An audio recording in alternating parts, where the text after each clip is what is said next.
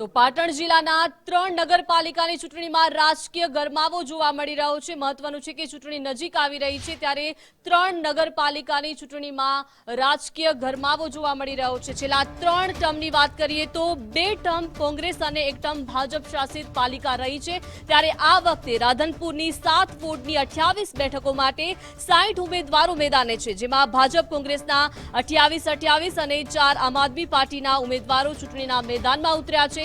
રાધનપુર નગરપાલિકામાં સીધો જંગ ભાજપ કોંગ્રેસ વચ્ચે જોવા મળશે, પરંતુ રાધનપુરની પ્રજા શું કહી રહી છે, કેવા વિકાસના કામો થયા છે અને શું છે સમસ્યા, પ્રજાનો મિજાજ જાણીએ।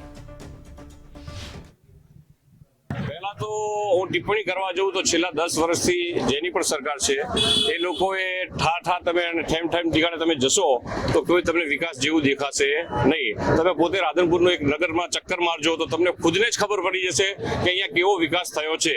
હું કહીશ તો લોકોને એવું લાગશે કે આ એક પક્ષ તરફથી બોલી રહ્યો છે।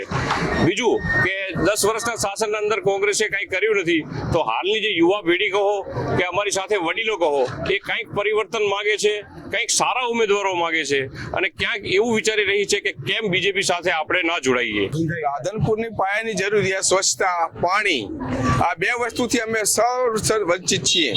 ઘણો સમયથી અમે રજૂઆતો કરવા છતાં એકે નગરની કોઈ પણ શેરી સ્વચ્છ જોવા મળતી નથી। જ્યાં જુઓ ત્યાં પાણીની ગટર ઉભરાયેલી જોવા મળે છે। અમને આખરે દિવસે કે રોજે રોજ 1 કલાક ખાલી પાણી મળે તો ગટરો ના ઉભરાય, પાણીની વ્યવસ્થા હચવાઈ જાય, પાણીનો બગાડ ના થાય અને ગામમાં સ્વચ્છતા રહે। અને ઉકેડા છે એ ઉકેડા બધા બંધ થઈ જાય, રોજે રોજ આવી અને કચરો ઉપાડી જાય તો આ વસ્તુ બને નહીં। રાધનપુરની અંદર બીજેપીના કોર્પોરેટરો સારા ચૂંટીને આવે, એવા સારા વ્યક્તિઓ ચૂંટાય તો અમારા કામ કરી શકે એવી અમારી ઈચ્છા છે। રાધનપુરના અંદર સાહેબ વિકાસનું જો પૂર્વ વાત કરવા જઈએ તો કોંગ્રેસના કામોના અંદર તો કોઈ પણ જાતનું કામ થયું જ નથી। અને વાત રહી યુવાની, તો યુવાનું એક જ મંતવ્ય હોઈ શકે કે સારો નેતા મળે અને વિકાસ કરે એવો નેતા મળે।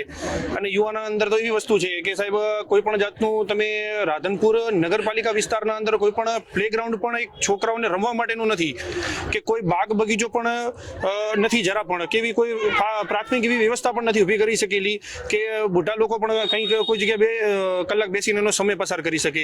અમારા મીરા દરવાજા એરિયામાં, રાધનપુરના મીરા દરવાજા એરિયામાં 5-6 ધાર્મિક સ્થળો આવેલા છે, તેથી બહુ લોકો ગંદકીથી બહુ પરેશાન છે। કેટલા લોકોએ આપણે કહેવાય નોટિસ પણ આપી નગરપાલિકામાં અંદર કે કહેવડાયું, કોઈ મોટા અધિકારી હોય એ લોકોએ કહેવડાયું કે અહીં કને ધાર્મિક સ્થળ છે ને ગંદકી છે, પણ તો પણ કોઈ પણ જાતનો પ્રશ્નનો હલ નથી થતો।